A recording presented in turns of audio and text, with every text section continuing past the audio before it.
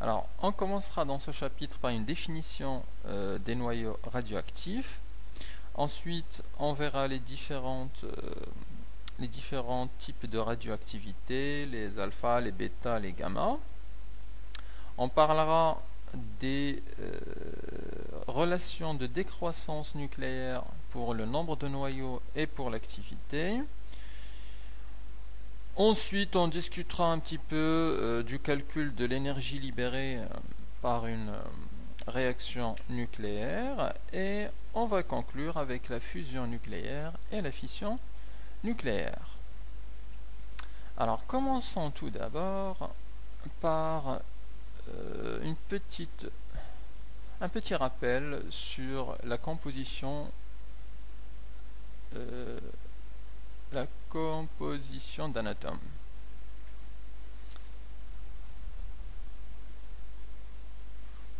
Ou plutôt le modèle de la composition d'un atome, puisque on est bien d'accord, personne n'a encore découpé un atome et a vu un électron. C'est une vue d'esprit, c'est un modèle de travail qui nous donne des résultats concordants avec l'expérimentation. Alors, de quoi est composé un atome? Un atome a un noyau, donc c'est le noyau au centre, qui est composé de protons,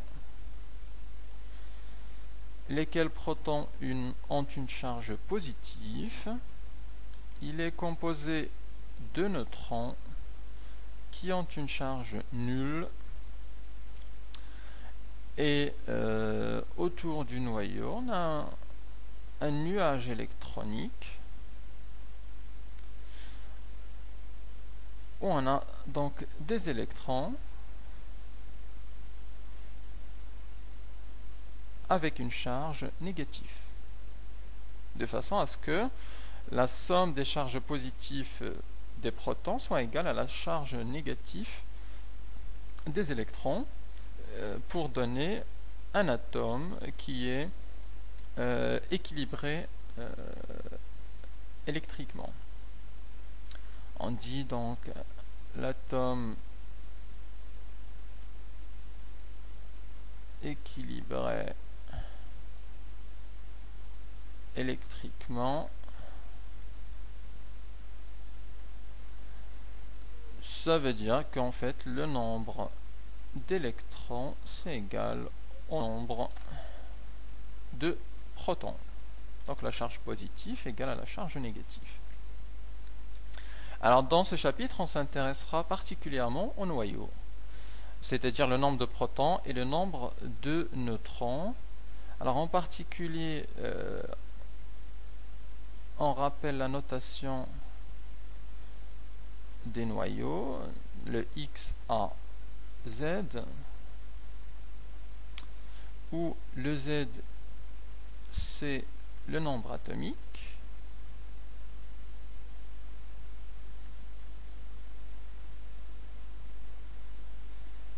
c'est le nombre de protons,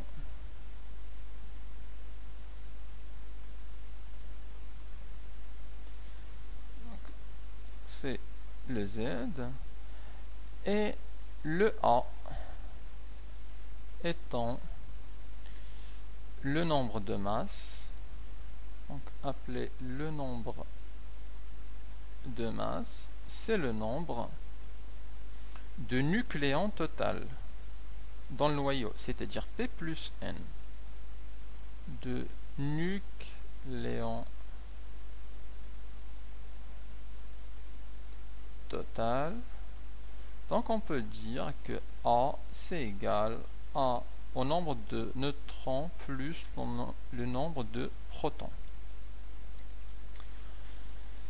Un exemple, je prends un exemple ici de l'atome du polonium par exemple. Le polonium c'est du 210 84. Alors, à partir de là, on peut donner cette composition. On a le Z qui est égal à 84, donc cet atome est composé de 84 protons et il est composé, pour les neutrons, ça c'est le nombre total neutrons plus protons, donc pour avoir les neutrons, on fait A moins Z. Donc c'est 210 moins 84 qui est égal à 210 moins 84 à 126. Donc on a 126 neutrons.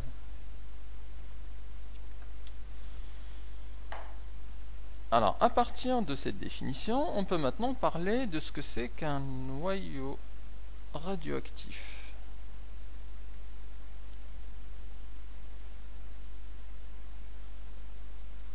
Un noyau radioactif.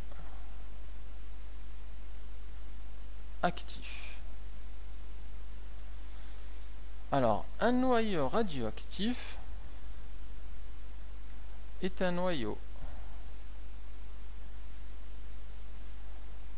capable de se désintégrer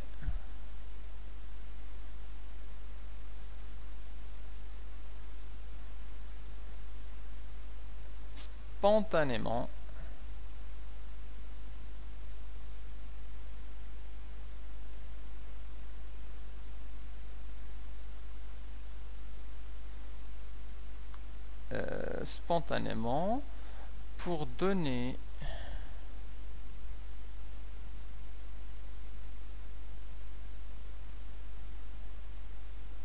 un autre noyau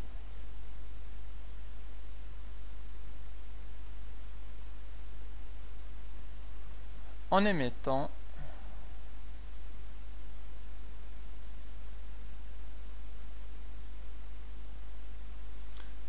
un ou plusieurs particules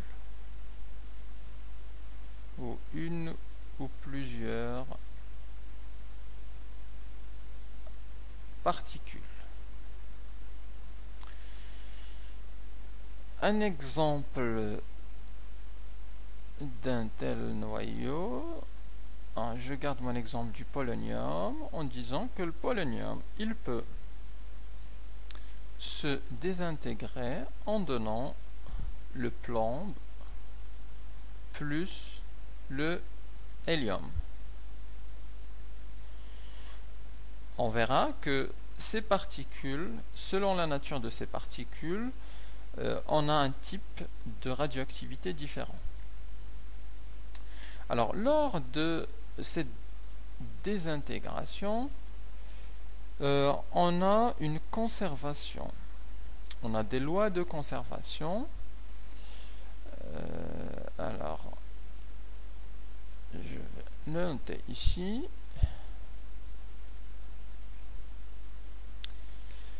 Lors de la désintégration,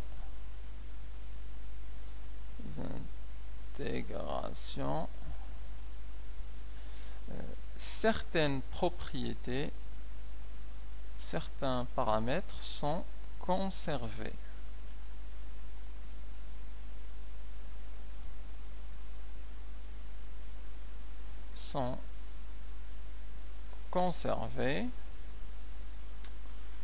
On parle donc des lois de conservation, alors énoncées par Monsieur Soddy.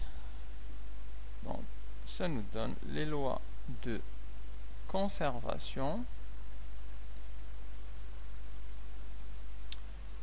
de Soddy. Alors, que nous dit Monsieur Soddy? Alors, Soddy nous dit deux choses. Lors d'une transformation nucléaire,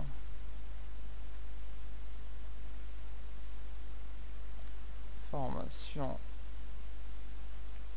nucléaire, le nombre atomique est conservé.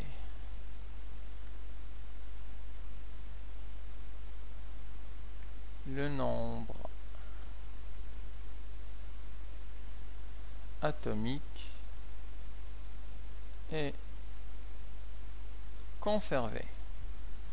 Le nombre atomique qu'on a noté Z. De même,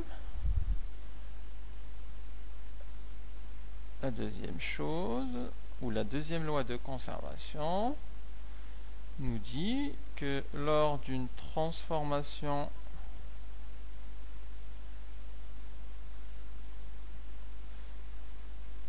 nucléaire, le nombre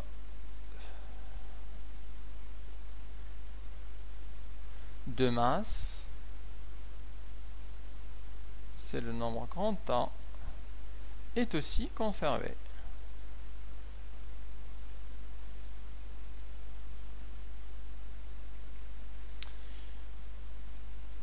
Reprenons notre réaction du polonium. Alors le polonium, on sait que c'est le 210-84. Lorsqu'il se désintègre, il nous donne le plomb 206-82 plus le hélium. Le hélium, c'est le 4 et ici le 2. Alors, la conservation, en fait, ça correspond à dire que les A pour les réactifs, la somme des A pour les réactifs est égale à la somme des A pour les produits. C'est-à-dire, en particulier ici, on a 210 égale à 206 plus 4. 206 plus 4, ça fait bien 210. Donc, la deuxième loi de conservation est bien vérifiée. Pour la première loi du nombre atomique, on a 84 égale à 82 plus 2. Et là, encore une fois, cette loi est vérifiée. Alors en général, on ne donne pas tous les chiffres.